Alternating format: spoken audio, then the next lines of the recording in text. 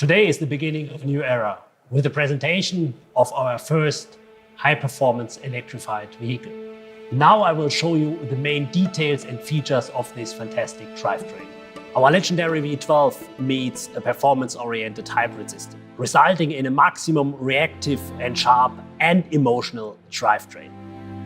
Thereby, the V12 has been rotated by 180 degrees, resulting in a completely new architecture. The V12 has been revised completely with an outstanding power output. We have more combustion power, we have more revs, we have more thrill, and we have more emotions. The overall power output is more than 1000 CV.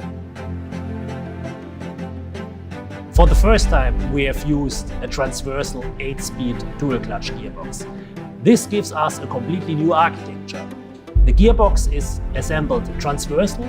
This allows us a perfect weight distribution, a very compact architecture, incorporating also an electric motor. This electric motor has three main functions. First of all, it starts the V12 engine. Secondly, it's also able to recharge the battery if needed.